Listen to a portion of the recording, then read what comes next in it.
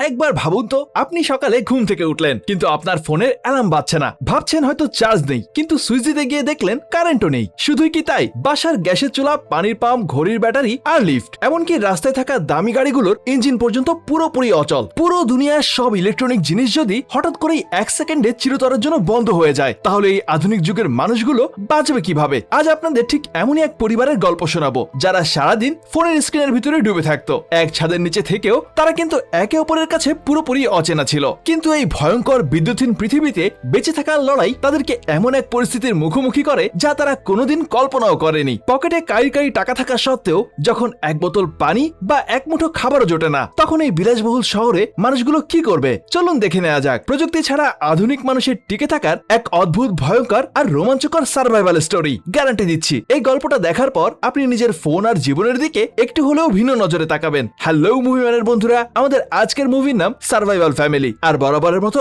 আমি মুভিম্যান আছি আপনাদের সাথে। তো চলুন আর দেরি না করে শুরু করা যাক। গল্পের শুরুতেই আমরা জাপানের টোকিও শহরকে দেখতে পাই। ব্যস্ত এই শহরে এক বিল্ডিং এর অফিসে কাজ করছিল সিন নামের এক ভদ্রলোক। এত রাত হয়ে গিয়েছে কিন্তু সে এখনো বাড়ি যায়নি, কারণ সে একজন অত্যন্ত কাজ পাগল মানুষ। অন্যদিকে তার বাসায় একটা পার্সেল আসে। তার স্ত্রী মিশু যখন ব্যাগটা খোলে, তখন দেখা যায় তার বাবা একটা বিশাল মাছ পাঠিয়েছেন গ্রাম থেকে। সে তার বাবাকে ফোন করে। তার বাবা বলে মাছটা ভালো মতো রান্না করতে, দারুণ খেতে হবে, আর সে তাদেরকে গ্রামেও আসতে বলে। অনেকদিন তাদেরকে দেখে না। মিশু জানায় তারা খুব তাড়াতাড়ি আসার চেষ্টা করবে, কিন্তু সে নিজেও আসলে জানে না সে কবে যাবে। যাই হোক, ইয়ংকে দেখা যায় কানে হেডফোন লাগিয়ে গান শুনছে। নানার সাথে 2 মিনিট কথা বলার সময়ও তার কাছে নেই। এদিকে মিশু পড়েছে আরেক বিপদে। সে নাকি মাছ কাটতেও জানে না। শিন বাসা আসলে তাকে একটু সাহায্য করতে বলে, কিন্তু শিন তাকে হেল্প করবে কি? সে তো সোফায় বসে আরামে টিভি দেখছে। এরপর মিশু পুরো মাছটাকে ফ্রিজে রেখে দেওয়ার প্ল্যান করে। এমন সময় মাছটা হালকা নড়ে ওঠে, পেট থেকে এক গাদা আবর্জনা বেরিয়ে আসে। এদিকে ছেলে কেনজি বার্গার খেতে খেতে রুমে ঢোকে। কারো দিকে না তাকিয়ে একটা কথাও না বলে সে সোজা নিজের রুমে চলে যায়। ফ্যামিলির কারোর সাথেই তার তেমন কানেকশন নেই। সে নিজের ঘরে গিয়ে ল্যাপটপ খুলে বসে। তখন দেখা যায় হঠাৎ তার এক ক্লাসমেট তাকে ফোন করে নোটস চায়। হঠাৎ করে দেখা যায় কথা বলতে বলতে কেনজি একদম গদগদ হয়ে যায়। আসলে মেয়েটার উপর তার একটু ক্রাশ আছে। পুরো জেনারেশনটাই যেন স্ক্রিনের ভিতরে ঢুকে গিয়েছে। ওইদিকে ইয়ন তার ঘরে অনলাইনে শপিং এ ব্যস্ত। মোবাইলে ড্রেসের ছবি জুম করে দেখছিল, আর হঠাৎ করে তার স্ক্রিনে চলে আসে ব্যাটারি লোয়ারের একটা নোটিফিকেশন। সে ফোনটা চার্জে বসায় আর ল্যাপটপ খুলে বন্ধুদের সাথে চ্যাটিং করতে শুরু করে। অন্যদিকে মিচু কিচেনে একা হাতে কাজ করতে করতে একদম হাঁপিয়ে উঠেছিল। বাচ্চারা সারাদিন মোবাইলের সাথে কেন চুম্বকের মতো লেগে থাকে সেটা সে এখনো বুঝতে পারে না। কিন্তু তার এই অভিযোগ শোনার মতো কেউ নেই। সিন তো তার কোনো কথাই কানে তোলে না। উল্টো সে নিজের কাজ শেষ করে সোজা ঘুমাতে চলে যায়। মানে পরিবারটার মধ্যে কোনো রকম বোঝাপড়াই নেই। সবাই একই ছাদের নিচে থাকলেও কেউ যেন কাউকেই চেনে না। তো পরের দিন সকালবেলা বেশ অদ্ভুত একটা ঘটনা ঘটে। রোজ যেই অ্যালার্মের শব্দে সবার ঘুম ভাঙে, আর সেই অ্যালার্মের ঘড়িটা একদম চুপ, কারণ সেটা একটা ইলেকট্রিক ঘড়ি ছিল। আর শুধু ইলেকট্রিক ঘড়ি না, বাড়ির কোনো সুইচই কাজ করছে না। রাত 3টার সময় সব ইলেকট্রিক জিনিসগুলো বন্ধ হয়ে গিয়েছিল। এগুলো দেখে কেনজি তখন ইলেকট্রিক টর্চ জ্বালাতে যায়, কিন্তু সেটাও জ্বলে না। Telephone dead. ইউন ঘুম থেকে উঠে দেখে তার ফোন সুইচ অফ হয়ে গেছে, একদম অনই হচ্ছে না। তো এরপর আর কি, বাচ্চারা তাদের স্কুল আর কলেজের জন্য তৈরি হতে শুরু করে। শিনও অফিসের স্যুট পরে রেডি হয়ে যায়। মিচ্ছু সবার জন্য নাস্তা বানাতে গিয়ে দেখে গ্যাসের চুলাও জ্বলছে না, কারণ সেটাও অটোমেটিক সিস্টেমের ছিল। যাই হোক, না খেয়েই 3 জন বাড়ি থেকে বের হয়ে পড়ে। বাইরে এসে দেখে এক ভুতুরে কাণ্ড। পুরো শহরের কোথাও লাইট নেই, লিফটও একদম বন্ধ।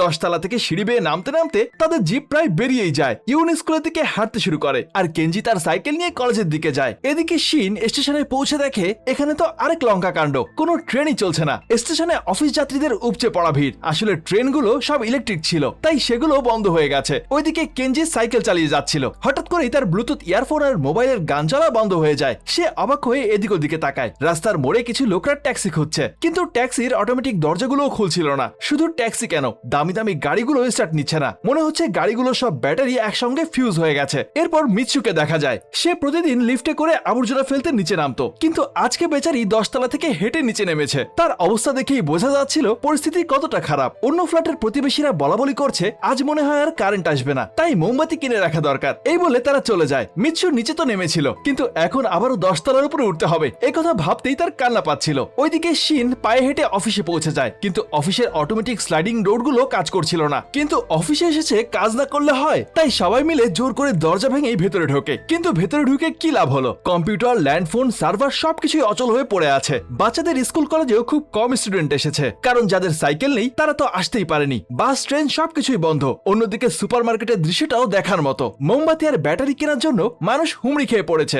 শহরের বেশিরভাগ লোকজনই ইলেকট্রিক চুলায় রান্না করত, তাই কারেন্ট ছাড়া তাদের রান্না বান্নাও নাও হচ্ছে না, আর এজন্য সবাই রেডিমেড খাবার আর পানির বোতল কেনার জন্য কাড়াকাড়ি শুরু করে দিয়েছে। আর টেকনোলজির উপর মানুষ এতটাই নির্ভরশীল হয়ে গিয়েছিল যে এই বিপদের দিনেও মানুষ বিল পেমেন্ট করার জন্য ক্রেডিট কার্ড আর ডেবিট কার্ড বাড়িয়ে দিচ্ছে। দোকানদার সাফ সাফ জানিয়ে দেয় অনলি ক্যাশ, যাদের কাছে নগদ টাকা ছিল তারা জিনিসপত্র কিনে চলে যায়। কিন্তু সমস্যা হলো যেই ট্রাকে করে স্টকের মাল আসার কথা সেই ট্রাকটাও রাস্তায় আটকে আছে, আর তাই দোকানের স্টকও খুব দ্রুতই খালি হয়ে যাচ্ছিল। এদিকে অফিসের বস সবাইকে ছুটি দিয়ে বলে যখন কারেন্ট আসবে তখন আবার তোমাদের মুখ দেখাবে, এখন তোমরা চলে যাও। বাড়ি ফেরার পথে সিন একটা সাইকেলের দোকানে ঢোকে। হঠাৎ করে সাইকেলের কদর দারুণ বেড়ে গিয়েছে, কারণ এটা চালাতে তো আর কারেন্ট বা তেলের প্রয়োজন নেই। কিন্তু সুযোগ বুঝে দোকানদারও দাম বাড়িয়ে আকাশ ছোঁয়া করে ফেলেছে। সে বলে স্যার দেরি করবেন না, স্টক কিন্তু শেষ হয়ে যাবে। বেচারা সিন উপায় না পেয়ে চড়া দামে একটা সাইকেল কিনে নেয়। এরপর সে সাইকেলটা নিচে পার্ক করে আবারও সেই 10 তলা সিঁড়ি বেয়ে উপরে ওঠে। বেচারা দম বেরিয়ে যাওয়ার মতো অবস্থা। কোনো মতে সবাই যখন বাড়ি ফেরে তখন সন্ধ্যা হয়ে গেছে।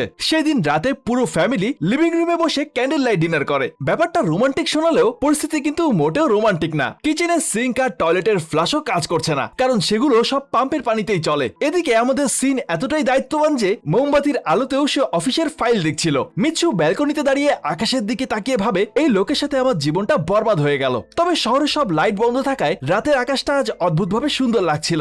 বাচ্চাদের কাছে আজ ফোন বা ল্যাপটপ কিছুই নেই, তাই বোর হয়ে তারাও বেলকনিতে চলে আসে। কিন্তু পুরো ফ্যামিলি সেখানে এসে দাঁড়িয়ে আশা করছিল কালকে নিশ্চয়ই কারেন্ট চলে আসবে, কিন্তু না, পরের দিনও কারেন্ট আসে না। মিচ্ছুকে এখন ওয়াশিং মেশিনের বদলে হাতেই সব কাপড় ধুতে হচ্ছিল, আর সেই সাথে খুব হিসাব করে পানি খরচ করতে হচ্ছিল। এদিকে শিন চলে যায় আবারও অফিসে, কিন্তু বস তাকে দেখে প্রচন্ড রেগে যায়। কিন্তু শিনের তো আবার বাড়িতে বসে থাকার অভ্যাস নেই, তাই সে তার নতুন সাইকেল নিয়ে একা একাই ঘুরতে বের হয়। তখন একটা বকাটা ছেলে তার নতুন সাইকেলের দিকে নজর দেয়। শিন তাকে ধমক দিয়ে সেখান থেকে তাড়িয়ে দেয়। অন্যদিকে আমাদের রোমিও কেনজি তার ক্রাশের খোঁজ নিতে তার বাড়ির সামনে আসে, কিন্তু সেখানে গিয়ে সে দেখে তারা সব গুছিয়ে ফ্যামিলির সাথে কোথাও চলে যাচ্ছে। কেনজি জিজ্ঞেস করলে তারা জানায় শহরে খাবার দাবারের আর কোনো ব্যবস্থা নেই, তাই আমরা শহর ছেড়ে চলে যাচ্ছি। বেচারা কেনজির প্রেমটা শুরু হওয়ার আগেই শেষ হয়ে গেল। যাই হোক, এদিকে বাড়িতে পানি সাপ্লাই বন্ধ, আর তাই মিচ্ছু বালতি নিয়ে পার্কে যায় পানি আনতে, কিন্তু সেখানেও লম্বা লাইন। সমস্যা হলো কারেন্ট ছাড়া তো পার্কের পাম্পও চলছিল না। বাধ্য হয়ে লাইন দেওয়া মানুষগুলোকে খালি হাতেই ফিরতে হয়। শিন কিছু নগদ টাকা তোলার জন্য ব্যাংকে যায়, কিন্তু এটিএম বুথও বন্ধ,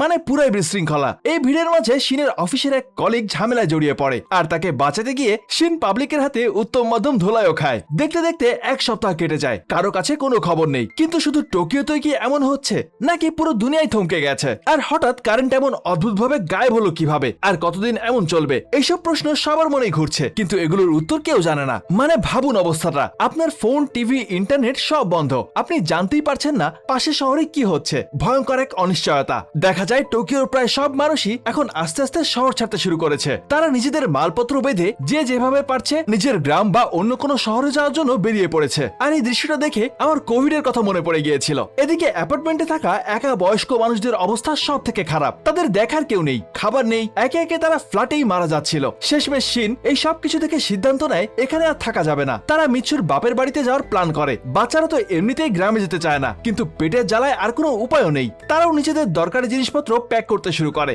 ফ্লাইটের টিকিটের জন্য শিন তার জমানো সব ক্যাশ টাকা বের করে টেবিলে রাখে, কিন্তু 4 জনের টিকিটের জন্য সেটা যথেষ্ট ছিল না। তখন মিচ্ছু কিচেনের পুরনো কৌটা আর ড্রয়ারের গোপন কুঠরি থেকে তার জমানো টাকার বান্ডেলগুলো বের করে আনে। এতগুলো টাকা দেখে শিন আর বাচ্চারা তো অবাক। আসলে সব ফ্যামিলিতেই মায়েরা এভাবেই বিপদ আপদের জন্য গোপনে টাকা জমিয়ে রাখে। আপনাদের বাসায়ও এমন হয় কিনা কমেন্ট করে জানাতে পারেন। যাই হোক, তারা 4 জন সাইকেলে মালপত্র বেঁধে বেরিয়ে পড়ে। আর কেনজি সে তার স্বাদের মোবাইলটাকে স্বর্ণগহনা সামলানোর মতো করে যত্ন করে রেখেছে, যদিও সেটা এখন একটা প্লাস্টিকের খেলনা ছাড়া আর কিছুই না। এই দুদিনেও মেকআপ করতে কিন্তু ভোলেনি। শিন মিচ্ছুকে সাইকেলের পেছনে বসিয়ে এয়ারপোর্টের দিকে প্যাডেল মারে। অনেকদিন পর তারা এভাবে খোলা রাস্তায় বেরিয়েছে। পথে তারা দেখে এক আজব দৃশ্য। রাস্তার ধারে শাকসবজি বিক্রি হচ্ছে, কিন্তু তার দাম স্বর্ণের চেয়েও বেশি। আসলে পানি ছাড়া চাষবাসই হচ্ছে না, তাই যে অল্প সবজিগুলো আছে সেগুলোর দাম এখন আকাশ ছোঁয়া। মিচ্ছু দোকান থেকে অনেকগুলো পানির বোতল কিনে নেয়। পানির দাম শুনেও তাদের চোখ কপালে ওঠার মতো, কিন্তু মিচ্ছু কোনো কথা না বলেই টাকা মিটিয়ে দেয়, কারণ পকেটের টাকা দিয়ে তো আর পিপাসা মিটবে না। যাই হোক, তারা রাস্তায় এক জায়গায় থেমে বাড়ি থেকে আনা বাসি খাবার খায়, কিন্তু বরাবরের মতো এবারও মাংস ছুঁয়েও দেখে না, মানে সে ভেজিটেরিয়ান আর কি। এদিকে পাবলিক টয়লেটের হাল এতটাই খারাপ যে বাচ্চারা পার্কে ঝোপের আড়ালে প্রাকৃতিক কাজ সেরে ফেলে। এরপর অনেক চড়াই উতরাই পার করে তারা এয়ারপোর্টে পৌঁছায়, কিন্তু সেখানে গিয়ে যা দেখে সেটা তারা মোটেও কল্পনা করেনি। ফ্লাইট সব বন্ধ। এয়ারপোর্ট চত্বরটা যেন একটা রিফিউজি ক্যাম্প। হাজার হাজার মানুষ ফ্লাইটের খোঁজে এসেছে, আর পুলিশ তাদেরকে লাঠিপেটা করে ভাগিয়ে দিচ্ছে। শিন বুঝতে পারে আকাশপথে যাওয়ার স্বপ্ন বাদ দিতে হবে। তারা অনেক বেশি টাকা দিয়ে কাছেরই একটা হোটেলে থাকার ব্যবস্থা করে। পারে। আর ওই দিন রাতে ডিনারের সময় শিনকে বেশ টেনশনে দেখা যায়। আসলে সে ভাবছিল যে করেই হোক তার ফ্যামিলিটাকে বাঁচাতে হবে। সে সিদ্ধান্ত নেয় তারা সাইকেল চালিয়েই গ্রামে যাবে, কিন্তু ম্যাপটা দেখতেই তারা বুঝতে পারে রাস্তাটা অনেক বেশি লম্বা, আর তাছাড়া পথে অনেক বিপদ হতে পারে। ইউন চিৎকার করে ওঠে, এত দূর আমি সাইকেল চালিয়ে যাব? অসম্ভব, তার চেয়ে আমাকে বাড়িতে রেখে আসো। কিন্তু বাড়িতে গিয়ে কি করবে? শুধু অন্ধকার আর মৃত্যু, এটা ভেবে সে চুপ করে যায়। পরের দিন সকালে তারা আবারও প্রস্তুতি শুরু করে। বাচ্চারা একটা পরিত্যক্ত সুপার মার্কেটে ঢোকে। সেখানে জিনিসপত্র লন্ডভন্ড হয়ে পড়ে আছে। তারা সেখান থেকে একটা ভালো ম্যাপ খুঁজে বের করে। ওইদিকে মিৎসু আর সিন অন্য একটা সাইকেল কেনার জন্য চেষ্টা করে, কারণ মিৎসু বেশিক্ষণ পেছনে বসে যেতে পারবে না। তারা অনেক খোঁজাখুঁজির পর একটা মুদি দোকানের বাইরে একটা পরিত্যক্ত সাইকেল পায়, কিন্তু মুদি দোকানের মালিক বলে টাকা দিয়ে কি হবে, আমাকে কোনো কাজের জিনিস দাও। তখন সিন ব্যাগ থেকে তার দামি বিদেশি মদের বোতল বের করে দেয়, আর ওই মদের বোতলের বিনিময়ে তারা পায় সামান্য কিছু চাল আর একটা সাইকেল। তো বোঝা গেল আসলে এমন পরিস্থিতিতে টাকারও কোনো মূল্য থাকে না। যাই হোক, এখন চারজন চারটে সাইকেল করে হাইওয়ে ধরে এগিয়ে যাচ্ছিল। অন্যদিকে মেইন রোডগুলো সব ব্লক, তাই তারা বাইপাস দিয়ে যাচ্ছিল। রাস্তায় মানুষের ঢল, কেউ হাঁটছে, কেউ সাইকেলে, আবার কেউ স্কেটিং বোর্ডে। সবার মনে একটাই আশা, পরের শহরে নিশ্চয়ই কারেন্ট আছে। আর এভাবে চলতে চলতে রাত হয়ে যায়। চারজন হাইওয়ের পাশে খোলা আকাশের নিচে শুয়ে পড়ে। মাঝরাতে ঠান্ডায় কেঞ্জির ঘুম ভেঙে যায়। সে দেখে একটা লোক তাদের সাইকেলের ঝুড়ি থেকে পানির বোতল চুরি করে পালাচ্ছে। কেঞ্জি এক দৌড়ে তাকে ধাওয়া করে, কিন্তু কাছে গিয়ে সে থমকে দাঁড়ায়, কারণ কেঞ্জি দেখতে পায় ওই লোকটা ওই চুরি করা পানির বোতল দিয়ে পাউডার মিল্ক গুলিয়ে তার ছোট্ট বাচ্চাকে খাওয়াচ্ছে। আর এই দৃশ্য দেখে কেঞ্জির বুকের ভেতরটা মোচড় দিয়ে ওঠে। সে কিছু না বলেই সেখান থেকে ফিরে আসে। পরের দিন রাস্তায় এক বিশাল চ্যালেঞ্জ, 2 কিলোমিটার লম্বা একটা টানেল, ভেতরে ঘুটঘুটে অন্ধকার। এই অন্ধকার টানেল পার করা মানে মৃত্যুর মুখে যাওয়া। কিন্তু সেখানে এক অন্ধ বৃদ্ধা বাইরে বসেছিলেন, যিনি টাকার বিনিময়ে টানেলটা পার করার গাইড হিসেবে কাজ করছিলেন। অন্ধ হওয়ার কারণে তার কাছে আলো অন্ধকার সমান। শিন তাকে টাকা দিয়ে হায়ার করে নেয়। তারা বৃদ্ধার গলার আওয়াজ ফলো করেই এপার থেকে ওপারে গিয়ে পৌঁছায়। এভাবে কোনো মতে 1 সপ্তাহ পার হয়, আর এখন কারেন্ট যাওয়ার 16তম দিন পার হয়ে গেছে। এদিকে তাদের সব পানির বোতলও খালি। কেঞ্জি বোতলে করে নদীর পানি ভরে নেয়। শিন পিপাসা চোটে সেই নদীর নোংরা পানি খেয়ে ফেলে। এর মধ্যে আবার শুরু হয়ে যায় তুমুল বৃষ্টি, আর তার সাথে শিনের ভয়ানক পেট খারাপ। বৃষ্টির হাত থেকে বাঁচতে তারা একটা ব্রিজের নিচে আশ্রয় নেয়। ঝড়টা এত বেশি ভয়ানক ছিল যে তাদের একটা সাইকেল উড়ে কোথাও চলে যায়। আর ওই সাইকেলে ছিল কেঞ্জির ব্যাগ, জামা কাপড় আর তাদের সম্বল। সব শেষ, তাদের কাছে এখন খাবার বলতে কিচ্ছু নেই। তবুও তারা হাল ছাড়ে না। পরের শহরে একটা সুপার মার্কেট দেখে তারা আশায় বুক বাঁধে। 2 ভাই বোন দ্রুত ভেতরে ঢুকে তন্ন তন্ন করে খাবার খুঁজতে থাকে, কিন্তু চাল ডাল কিছুই নেই। তাকের কোনায় পড়ে আছে শুধু কুকুর আর বিড়ালের খাবার। কিন্তু পেটের ক্ষোধায় তারা বাধ্য হয়ে সেই ডগ ফুডের প্যাকেটগুলো তুলে নেয়। সেখানে পানির বোতলও ছিল না, কিন্তু পড়েছিল নষ্ট হয়ে যাওয়া গাড়ির ব্যাটারি। বাচ্চারা সেই ব্যাটারির ভেতর থেকে পানি বের করে নিজেদের বোতলে ভরে নেয়। এর চেয়ে খারাপ পরিস্থিতি আর কি হতে পারে। ওইদিকে বাইরে শিন ভেজে কাঠ দিয়ে আগুন জ্বালানোর ব্যর্থ চেষ্টা করছিল। কেঞ্জি তখন তার দামি লাইটারটা এগিয়ে দেয়, কিন্তু শিনের ইগোতে লেগে যায়। এদিকে কেঞ্জি অবশেষে বুঝতে পারে কারেন্ট হয়তো আর কোনোদিনও আসবে না, আর তার মোবাইলটা এখন জাস্ট একটা ইট। তাই সে আগে মোবাইলের কভারটা খুলে সেটাকে আগুন দিয়ে পুড়িয়ে সাইকেলের টায়ারের পাঞ্চার ঠিক করে। পরের 6 দিন তারা সেই কুকুরের খাবার খেয়ে আর ব্যাটারির পানি খেয়ে কোনো মতে বেঁচে থাকে। এরপর যেতে যেতে রাস্তায় তাদের একটা পরিবারের সাথে দেখা হয়। এই পরিবারটা ছিল একেবারেই অন্যরকম। স্বামী, স্ত্রী আর 2 বাচ্চা। সবারই চকচকে সাইকেল, আর সেই সাথে রাইডিং জ্যাকেট আর মাথায় হেলমেট। তাদের সাইকেলে বস্তা বস্তা খাবার। তারা বৃষ্টির পানি বোতলে ভরে রেখেছে। আর সব থেকে বড় কথা, তারা প্রকৃতির সবকিছুই চেনে। রাস্তার ধারের কুর লতাপাতা খাওয়া যায় সেটা তারা জানে, আর সেগুলো তুলে তারা জমিয়ে রাখে। তারা খায় কম আর সঞ্চয় করে বেশি। তাদের হাবভাব দেখে মনে হয় যেন তারা পিকনিকে বেরিয়েছে। তাদের কাছে একটা পুরনো মেকানিক্যাল ক্যামেরাও আছে, আর সেটা দিয়ে তারা বেশ কয়েকটা ছবিও তোলে। শিনের ফ্যামিলি আর এই স্মার্ট ফ্যামিলি বেশ কিছু দূর একসাথেই যায়। তারপর একটা মোড় আসতেই সেই স্মার্ট ফ্যামিলিটা গ্রামের রাস্তার দিকে চলে যায়, আর শিন জেদ ধরে সোজা আরেক শহরের দিকে এগিয়ে যায়। তার বিশ্বাস সেখানে গিয়ে সে কারেন্ট পাবে। আসলে শিন চাচ্ছিল ওই ফ্যামিলি থেকে আলাদা হতে, কারণ তাদের ভেতরের বন্ডিং আর পারফেকশন দেখে সে নিজেকে একটু ছোট মনে করছিল। সে মনে মনে ভাবছিল সে যদি তার পরিবারকে ভালো মতো চালাতে না পারে তাহলে বাবা হিসেবে সে ব্যর্থ। যাই হোক, এদিকে সবার জামা কাপড় খুবই নোংরা আর ছিঁড়ে গিয়েছিল, কিন্তু তবুও সেই একই পোশাক পরে তারা পরের শহরে পৌঁছায়। কিন্তু এখানে এসেও দেখা যায় সেই একই হতাশা, এখানেও কারেন্ট নেই। কিন্তু এটা দেখে ইউন আর সহ্য করতে পারে না। সে তার বাবার উপরে ফেটে পড়ে, তুমি তো বড় বড় স্বপ্ন দেখাচ্ছিলে, কই কারেন্ট? আমরা শুধু শুধু এত দূর আসলাম। পরিস্থিতি খারাপ দেখে মিৎসু দুজনকেই থামায়। সামনে একটা অ্যাকুরিয়াম দেখা যায়, সেখানে প্রচুর ভিড়। কাছে গিয়ে তারা দেখে এক বিভৎস দৃশ্য। অ্যাকুরিয়ামে দামি দামি মাছ আর পোকামাকড় গুলো রান্না করে বিক্রি করা হচ্ছে। শিনের ফ্যামিলিও প্রচন্ড ক্ষুধার্ত, তাই তারাও বাধ্য হয়ে লাইনে দাঁড়িয়ে যায়। কিন্তু তাদের পালা আসার আগেই সব খাবার শেষ হয়ে গেছে।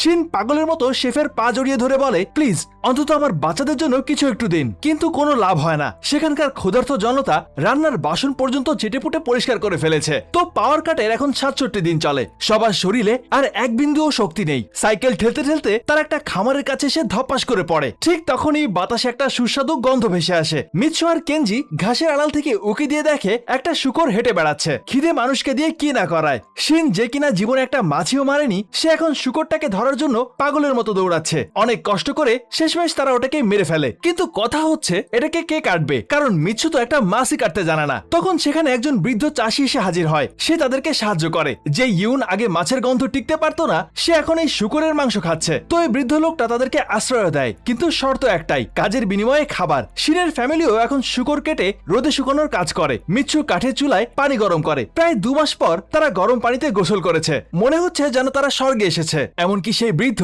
তাদেরকে নতুন জামা কাপড় দেয়। সে বলে, এগুলো আমার ছেলে আর তার পরিবারের জন্য কিনেছিলাম। তাদের আমেরিকা থেকে এখানে আসার কথা ছিল, কিন্তু তারা আসেনি। এই কথা শুনে মিৎসুর চোখেও পানি চলে আসে। তার নিজের বাবার কথা মনে পড়ে যায়, কারণ সেও তার বাবাকে অনেকবার কথা দিয়েও তার সাথে দেখা করতে যায়নি। আর এভাবেই তারা কিছুদিন ওই বৃদ্ধের কাছেই থাকে। সেই বৃদ্ধ তাদেরকে বলে, তোমরা চাইলে সবসময় এখানে থেকে যেতে পারো, আমারও সঙ্গী জুটবে। কিন্তু শিন জানায় তাদের গন্তব্য গ্রামের দিকে। এটা শুনে বৃদ্ধ তাদেরকে আর জোর করে না। যাওয়ার সময় তিনি তাদেরকে শুকিয়ে রাখা মাংস আর কিছু টাকাও দিয়ে দেয়। আবার শুরু হয় সেই সাইকেলে যাত্রা। এর 3 দিন পর তারা একটা নদীর সামনে এসে থমকে দাঁড়ায়। ব্রিজটা ভাঙা, পার হওয়ার কোনো উপায় নেই। তাই শিন তখন কাঠ জোড়াতালি দিয়ে একটা ভেলা বানায়। প্রথমে কিছু মালপত্র আর মিৎসু আর ইউনকে ওই পারে পৌঁছে দেয়। তারপর শিন আর কেনজি আবারও ফিরে আসে সাইকেলগুলো পার করার জন্য। কিন্তু এর মধ্যেই শুরু হয়ে যায় প্রচুর ঝড় বৃষ্টি, আর নদীর স্রোতও বেড়ে যায়। ভেলাটা নড়বড় হয়ে কাঠগুলো খুলে যেতে শুরু করে। কেনজি কোনো মতে ওই পারে পৌঁছালেও শিন পানি স্রোতে ভেসে যায়। আর চোখের সামনে বাবাকে এভাবে ভেসে যেতে দেখে বাচ্চারা চিৎকার করতে থাকে।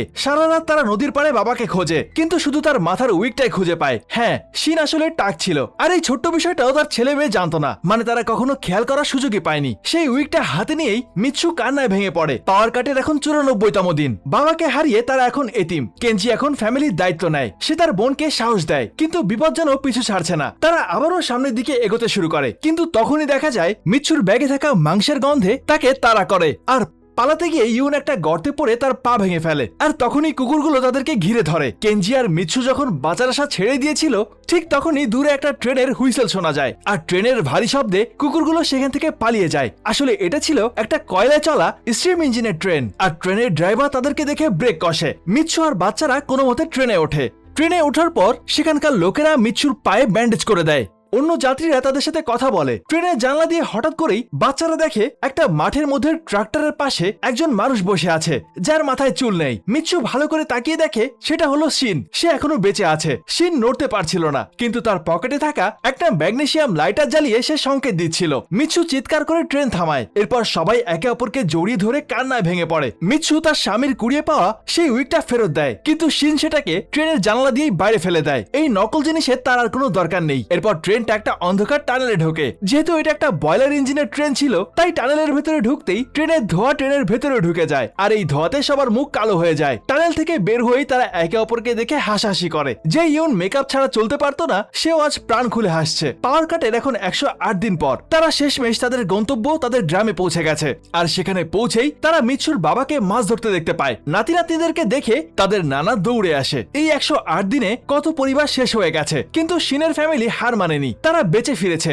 এবং আগের থেকে অনেক বেশি শক্তিশালী হয়েছে। একদম শেষের দিকে দেখা যায় 2.5 বছর কেটে গেছে। শিন আর কেনজি এখন দক্ষ জেলের মতো মাছ ধরতে পারে। ইউন তার নানির কাছ থেকে কাপড় বুনতে শিখেছে। মিৎসু তার বাবার সাথে খেতে কাজ করে। তারা সবাই প্রকৃতির সাথে মিলেমিশে এক নতুন জীবন কাটাচ্ছে। হঠাৎ একদিন সকালে বাইরে সাইরেনের আওয়াজে সবার ঘুম ভাঙে। গ্রামের স্ট্রিট লাইট গুলো জ্বলে উঠেছে। 2.5 বছর পর কারেন্ট ফিরে এসেছে। সবাই অবাক হয়ে লাইট গুলোর দিকে তাকিয়ে আছে। এরপর আমরা দেখি টোকিও আবারও তার পুরনো ছন্দে ফিরেছে। টিভির চ্যানেলগুলোতে চলছে নানা রকমের তর্ক বিতর্ক আর টক শো। কেউ বলছে এই পাওয়ার কাটের কারণ সোলার টার্ম, কেউ বলছে উল্কাপাত। কিন্তু শিনের ফ্যামিলির কাছে এর কোনো গুরুত্বই নেই। তারা টোকিওতে ফিরে এসেছে ঠিকই, কিন্তু তারা কেউই আর আগের মতো নেই। মিৎসু এখন নিপুণ হাতে মাছ কাটতে পারে। কেনজি ল্যাপটপ ছেড়ে গিটার বাজাতে শিখেছে। ইউন সেলাই মেশিনের কাজ করে। শিন অফিসে যাওয়ার সময় মিৎসু তাকে হাসি মুখে লাঞ্চ রেডি করে দেয়। একদিন নিচে সাইকেল নিয়ে যাওয়ার সময় সেখানকার পিয়ন তাকে একটা চিঠি দেয়। খাম খুলতেই বেরিয়ে আসে কিছু ছবি। মনে আছে সে স্মার্ট ফ্যামিলির কথা? তারা তাদের মেকানিক্যাল ক্যামেরায় তোরা সেই ছবি ছবিগুলো পাঠিয়েছে। ছবিগুলো দেখে চারজনের মুখে একটা তৃপ্তির হাসি ফুটে ওঠে। এই একটা পাওয়ার কার্ড তাদেরকে শিখিয়েছে জীবনের আসল মানে। আগে একই ছাদের নিচে থাকলেও তারা ছিল অপরিচিত, আর এখন তারা একে অপরের সব থেকে কাছের বন্ধু। বর্তমানের এই সোশ্যাল মিডিয়ার জগতে আমরা যে সত্যিকারের জীবনটাকে হারিয়ে ফেলি, এই সিনেমাটা আমাদেরকে সেটাই মনে করিয়ে দেয়। তো বন্ধুরা, এই ছিল আজকের গল্প। আচ্ছা, পুরো গল্পটা শোনার পর আপনাদের কি একবারও মনে হয়নি এই সিনেমার একটা ছোট্ট ট্রেলার তো আমরা প্রতিদিন বাংলাদেশে দেখছি? হ্যাঁ, ঠিকই ধরেছেন, আমাদের সবার প্রিয় লোডশেডিং। কারেন্ট গেলেই আমরা যেভাবে ঘামতে ঘামতে আর মশা মারতে মারতে বিদ্যুৎ অফিসকে বকাঝকা করি, শিনের ফ্যামিলি এটা দেখলে হয়তো হেসে কুটি কুটি হয়ে যেত। ওরা তো 2.5 বছর কারেন্ট ছাড়া পার করে দিল, আর আমরা 2.5 ঘন্টাতেই শেষ। তবে এবার থেকে কারেন্ট গেলে আর মেজাজ খারাপ করবেন না, একটু পজিটিভলি ভাবুন। মনে করবেন এটা আপনাদের সার্ভাইভাল ট্রেনিং চলছে। ওয়াইফাই বন্ধ হয়ে যায় ঠিকই, কিন্তু পরিবারের মানুষদের সাথে কানেকশন অন করার সুযোগ তো এটাই। অন্ধকারে বসে সবাই মিলে একটু আড্ডা দিন, ছোটবেলার গল্প করুন, কিংবা ছাদে গিয়ে খোলা আকাশটা একটু দেখুন। স্ক্রিনের জীবন থেকে লগ আউট করে একটু বাস্তবের দুনিয়ায় লগ ইন করুন। কে জানে এই বিরক্তিকর লোডশেডিং গুলোই হয়তো আমাদেরকে শিখিয়ে দিচ্ছে কিভাবে একে অপরের আরো কাছে আসা যায়। কারণ সবসময় মনে রাখবেন, একজন লিজেন্ড বলেছিলেন, আই হ্যাভ এ প্ল্যান। যাই হোক, আপনার এলাকায় দিনে কতক্ষণ লোডশেডিং হয় আর কারেন্ট গেলে আপনি কি করেন, কমেন্ট করে আমাকে জানাতে পারেন। এতটুকুই বলার ছিল। এখন চলে যাচ্ছি সরাসরি আমাদের মুভি ম্যানের ফ্যান সেকশনে। আর আমাদের আজকের সেরা মন্তব্যকার হিসেবে নির্বাচিত হয়েছেন আর যে রাজকুমার বয়। তিনি বলেছিলেন, আমি মালয়েশিয়া থেকে দেখছি। কমেন্ট করে জানানোর জন্য আপনাকে অনেক ধন্যবাদ প্রবাসী ভাই। আর এভাবে আমাদের পাশে থাকার জন্য আপনাদের সবাইকে জানাই অন্তরের অন্তঃস্থল থেকে অসংখ্য ধন্যবাদ। আজকের মতো বিদায় নিচ্ছি, আবারও দেখা হবে নতুন কোনো মুভির গল্প নিয়ে। ততদিন পর্যন্ত সবাই ভালো থাকুন, আর অবশ্যই ভালোকে ভালোবাসুন।